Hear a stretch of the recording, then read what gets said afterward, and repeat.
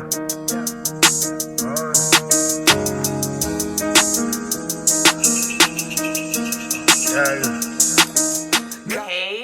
what's up YouTube? It's your girl Tahj and welcome back to my channel. If you're new, welcome to my channel. What's up? How you doing? Pretty much what's up, y'all. So as you guys can tell by the title, today it's gonna be another one of my Army Wife 101 videos. So I want to start this Army Wife 101 series because that is the sole reason that I did create my channel, was to help other Army wives, reach out to other Army wives or suspective Army wives, and pretty much, you know, we got to stick together. We got to be like this. So as you guys can tell by the title, today's video is going to be a versus video. So it's going to be on post housing versus off post housing. So by now, if you are a new spouse or about to be a new spouse, you have to make the decision with your spouse on whether you guys are going to live on post or off post. Now, if you watch my Army Wife 101 Army slang video, then you already know what post means. Post is just another word for base. So are you going to live on the military installation or are you going to live off the military installation? If you haven't watched my Army Wife my Army Wife's Army slang video, you should go ahead and do so, just because I'm not going to be breaking down some of the terms that I'm going to be using, so it'll be easier for you to understand what I'm saying if you go ahead and watch that video first. So now that we've got that out the way, let's get to it. Now, the reason that I'm doing this video for you guys is because I have had the pleasure of living off post and on post. So I know there is a difference. There are some pros and cons of both. Now, which one is better is solely going to be up to you and your spouse.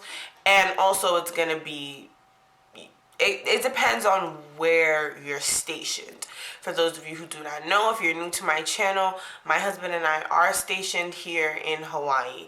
So Hawaii is considered an OCONUS duty station. That's another one of my Army slang terms. And because we're OCONUS, pretty much BH, another Army slang term, BH is pretty high here because it's considered an overseas duty station. Even though Hawaii is, yes, one of the 50 states, it is not part of the continental U.S., therefore it is OCONUS. So now, my pros and cons of living on and off post are solely going to be based on being stationed in Hawaii. When my husband and I were stationed in North Carolina at Fort Bragg, we lived off post. So my off post experience, I have double the off post experience, and it's just a little bit of on post experience. I've been on post for about a month, but I have friends. I've always had friends that lived on post, so it's some of kind of what they told me, kind of mixed with what I've seen and, you know, just been experienced in the last month. So I'm going to start with on post because that is freshest in my memory. So the pros of living on post. If you guys see me looking down, I jotted them down so I wouldn't forget anything. So pros of living on post is, first one would be, it's more of a safe environment. Do crimes and things still happen on post? Absolutely. We are not perfect. We are not any other people. We are people. So there are going to be people that get in trouble. There are going to be little kids that start trouble. For example, here in Hawaii, not too long ago, about a month or two ago, there was a teenager going around setting playgrounds on fire. Yes, setting playgrounds on post on fire. So, is there still going to be crime that happens on post? Absolutely. Is it going to be as much as off post? More than likely not. For the simple fact is, living on post, you get an expectation of a safer living environment, and that I can attest to. So I'm sorry guys, I know my chair is squeaking again. I have not found the perfect vanity chair for my vanity desk, which is where I'm recording right now. So I'm trying to find the perfect chair so I won't have to be squeaking anymore. So just ignore this squeaking. I really do apologize. I'm gonna try not to move. So the second pro is gonna be, it's more of a family environment. Like, I feel it's easier to become closer to your neighbors on post. But I mean, that could be your case off post too. But both times I lived off post, my husband and I didn't even know our neighbors' names. We never spoke to them. It was occasional wave, a head nod, and we kept it pushing. Now that I think about it, we do the same thing on post. We're just kind of antisocial people. The only neighbor that I talk to is Kiana, who you guys met in my birthday vlog video. And that's because she literally lives across the street. I'm actually trying to hurry this video up so I can go over there. But yeah, it's more of a family environment. You know, it's easier to befriend your neighbors. Say if your husbands are in the same unit or even in the same company, you know, it's easier to kind of make friends, even though those friendships are a little forced, but it's just easier. Like, you feel more homey. Like, you feel like your neighbors are not just your neighbors. Like, you feel like if you need something, you can knock on their door. It's just more family and friendly, in my personal opinion. Another pro about living on post is, I'm using air quotes, it's less money to live on post. Now, that's not exactly 100% true, but it's not exactly 100% untrue. Again, like I said, this is based off me living in Hawaii. So when my husband and I lived off post for the first year that we were here, we were spending quite a lot of money. Our rent was about $3,000, but we had roommates, so our portion of the rent was only $1,500. But on top of that, we had to pay, you know, like water, cable, all that stuff. So that's not included in that $1,500. So not everywhere you go, if you live on post, is everything going to be included. Like in North Carolina, where we lived, our rent was $800, and it came furnished. It came with the washer and dryer, cable, internet, all that stuff was included for $800. And then we come to Hawaii, and we're paying $1,500, and $1,500 is just rent. So living on post, you don't have to worry about that. And that goes into my other pro, which is you don't pay for any utilities. Now, that is solely going to be on a base-to-base basis, if that makes sense. Like, every base is not going to be the same. For example, where I live on post, we do not pay for utilities. We just pay a fixed rated rent. Our rent it's at a fixed rate. It does not change. It does not increase. As he increases in rank, it stays the same at market value, and we do not have to pay utilities. Now, the reason that we do not have to pay utilities is because we do not live in newer housing. We live in older housing. So that's kind of their way of making it up to you that, you know, your house is not as up to date.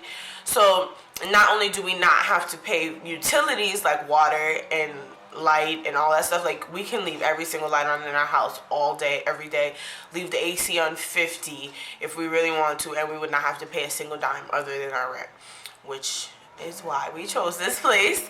But if you live in newer housing, on this base, if you live in newer housing though, you don't have to pay utilities up to a certain extent. Like, there is a cap on your utilities. So let's say the military has agreed that they will pay $100 of your light bill every month.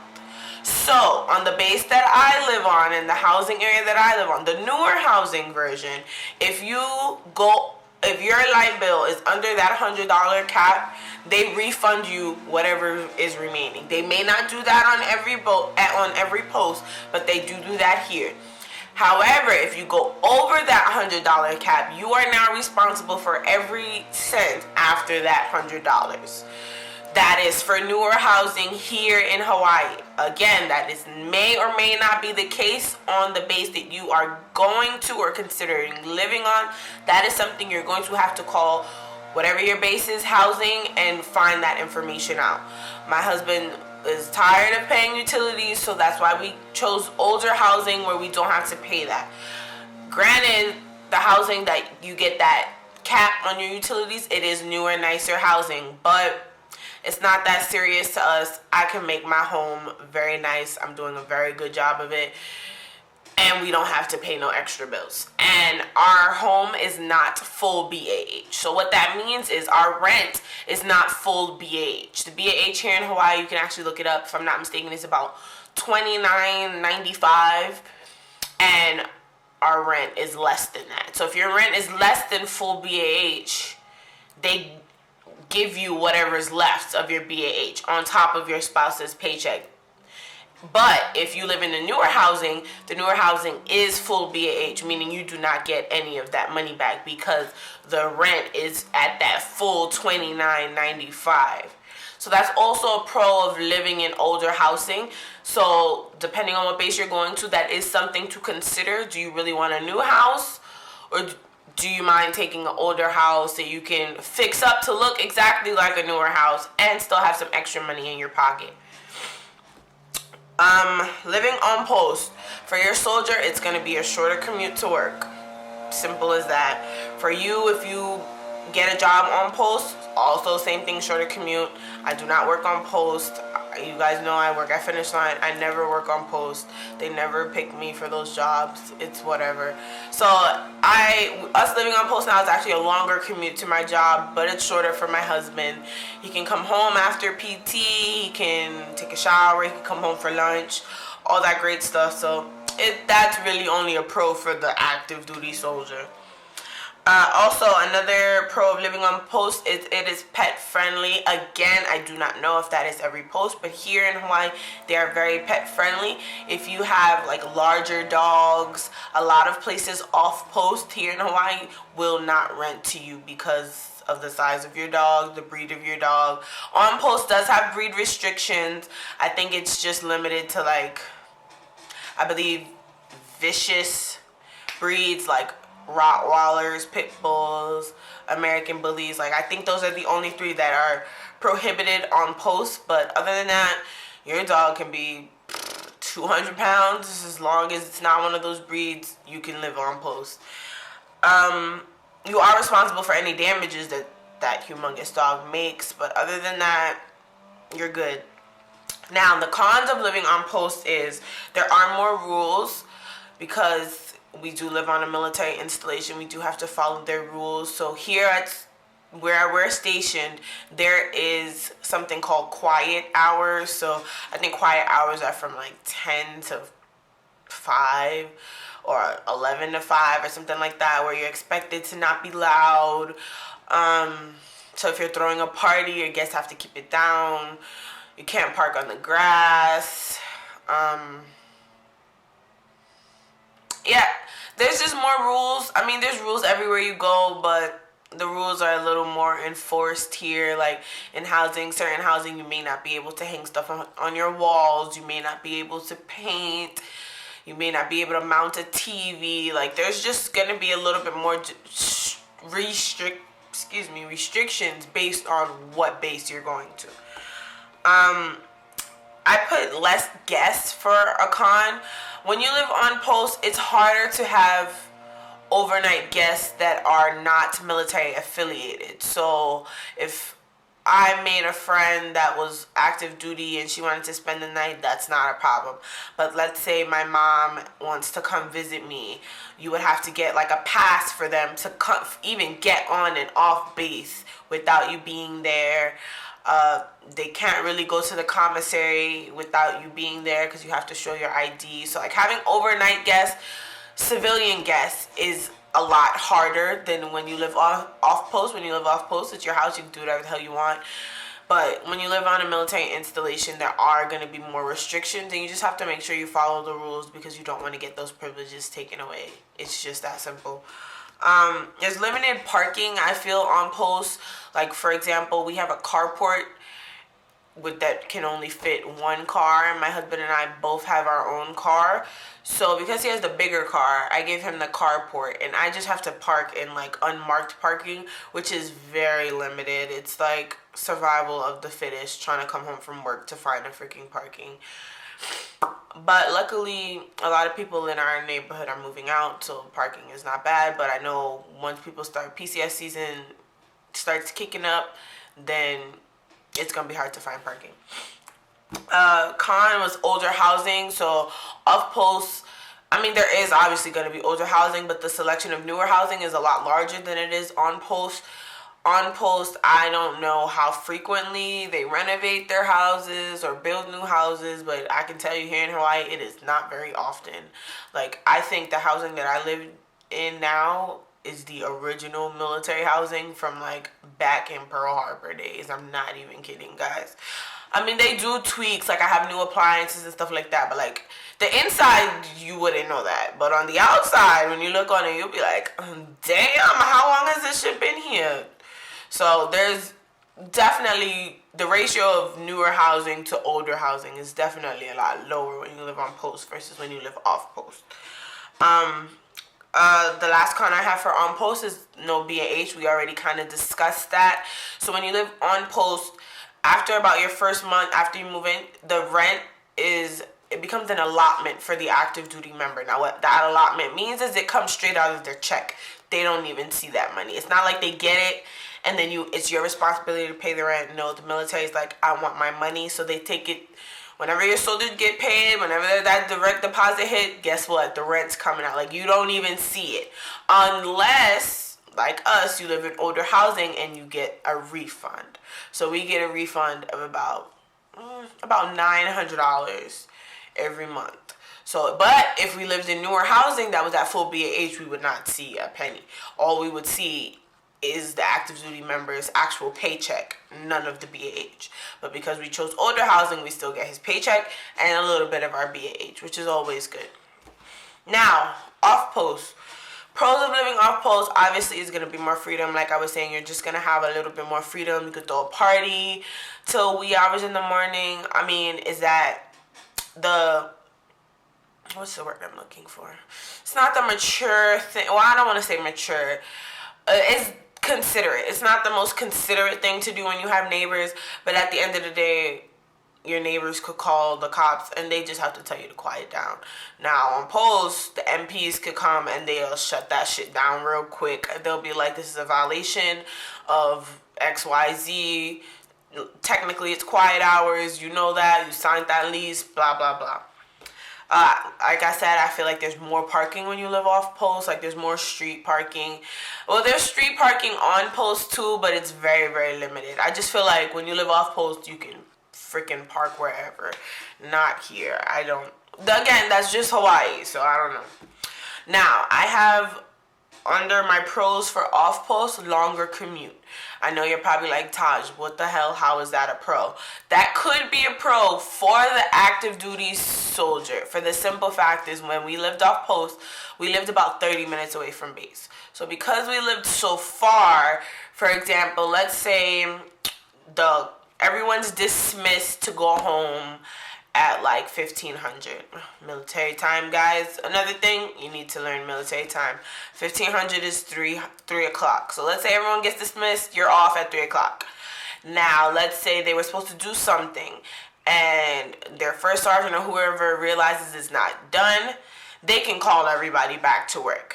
Now for my husband, if he was already home, he'll get that text and he'll just call his team leader or call whoever, his squad leader, and be like, hey man, I'm already home. And they'll be like, where do you live? Off post.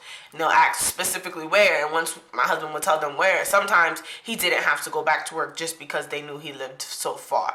So that could be a pro. Obviously, that can also be a con because they can actually make your ass go back to work. That's completely up to them. That's up to the officer's discretion. They don't have to do that, but they just understood. Like, my husband, like, we live freaking far. Traffic is horrendous here in Hawaii, so they didn't even bother. Pro living off post, like I said, there's a bigger selection of newer housing. Like, there are new houses being built left and right. On post, I feel like that's not the case. I feel like they don't build new housing unless they tear old housing down. And they'll try to renovate and renovate and renovate old housing to the point where it can't be renovated no more, and then it has to be tore down. And that's when they'll build new housing. Again, just my opinion. Another pro for when you live off post is you get your full BAH. So in Hawaii, when we lived off post, we got our full $29.95. Now, that money, if you already watched my slang video, you already know what that money's for. That money's supposed to be to pay your rent, your utility. You don't have to use it for that. It's completely up to you. But the normal person will use that to pay their rent, their utilities, blah, blah, blah. That way they don't have to dip into their actual paycheck. They just use the BAH, which is what we used when we lived off post. Cons for living off post. It is more expensive. That is here in Hawaii. Again, I told you guys when we lived there, when we were living in North Carolina, excuse me, oh my goodness. When we were living in North Carolina, stationed at Fort Bragg, our rent was $800.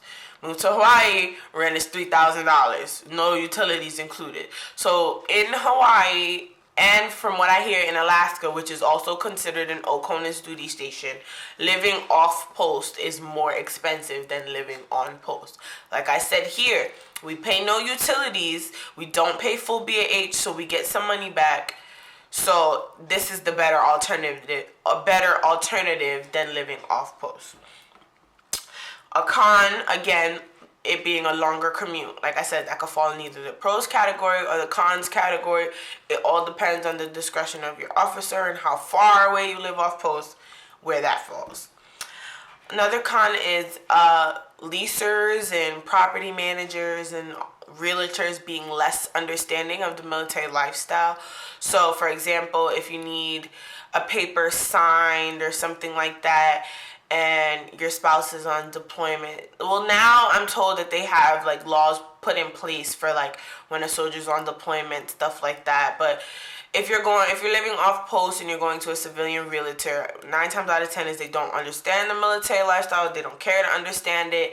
They just want their money. Like if it's time to move out and they want to show the house, you have to explain that your husband is deployed and you went back home so you guys can save more money. Like, they're just not as understanding as on post obviously would be. Last con I have for living off post is going to be pet restrictions. Again, that could just be here. Like I said, if you in Hawaii and you have a dog bigger than like 50 pounds, a lot of places are not going to rent you. A lot of people don't want pets here. Why? I don't know. They even have some cat restrictions from what I hear. It's just ridiculous. Like, and I can attest to that because when we lived off post here, we couldn't have any pets. Now we live on post, and now we have a cat, and he's so gorgeous, and I had to lock him out. Otherwise, he'd be all in the camera. But yeah, guys, that pretty much wraps up my list. Oh, another pro for living on post is the maintenance service. So if anything's wrong with my house, I call maintenance for everything, guys. Just because the first year that we were here, I did not have that luxury. If something was broke, we had to fix it or go to Home Depot or pay somebody else to fix it. Here, babe, this isn't working. Well, go call maintenance. I call maintenance for everything. So that is, to me, that is a big pro. As long as it's not something you intentionally did, maintenance will fix it. You do not have to pay for it. They just come, they schedule a time, they fix it. If you want to give them permission to enter your home when you're not there, they can fix it while you're at work. Come home and whatever you needed fixed is fixed, and they go about their day. So I love having maintenance. Maintenance is probably tired of me, but I love maintenance. I appreciate it. So that is it, guys. Those are all the pros and cons of each that I can think of. I hope that this video was helpful to you guys who are trying to make the decision on whether you want to live on post or off post and you're trying to weigh out the pros and cons. Again, a lot of my pros and cons are based on my experience here in Hawaii, but for the most part, they're pretty general pros and cons. They're not totally specific to being stationed in Hawaii. So like I said in the beginning, it's completely up to you and your spouse, what you guys want to do. It's completely up to your pockets. It's completely up to your BAH, your number of dependents, all that great stuff. But I would hope that everyone has has the opportunity to experience both like I did, but if you want my wholehearted opinion, I say if you're going to a new duty station or this is your first duty station, live on post for the first year. The lease, they do 1 year lease. Some posts even do 6 month leases. I just say first lease, live on post. I hope, but to preferably in older housing, if you can save some money, go ahead and do that as well. But just live on post until you get to know the area, get to know where it's cheaper, where it's more expensive. Like, I don't want to say there's nothing wrong, like nothing can go wrong living on post, but it's just less headache. Just move on post for the first lease. Guess what? If you absolutely hate it, off post is always an option. Moving from off post to on post, however, finding a house that's available. Like, you have to go on a waiting list for housing. That's another thing for post. There is a waiting list. So you have to put yourself and your spouse on that waiting list, and you are prioritized by rank, branch, all that great stuff. So you may be number 652 on the waiting list. So when you first get there, you kind of have priority, or not priority, but you have a more urgent need for a house. So you're more likely to get a house when you first get to a new duty station versus if you live off post and are trying to move on post. Trust me, I know. I just went through that. It is by the grace of God that we got this house. So that's just my opinion, guys. Like I said, I hope this was helpful. If you guys have any questions, feel free to comment down below. Or I'm pretty sure I leave my email in there. You can always shoot me an email to ask me any questions. And guys, I'm here for you. I'm back. No more breaks from this YouTube thing. We getting it done. We in here. So I have another video coming up for you guys shortly. So stay on the lookout for that. Until next time, guys.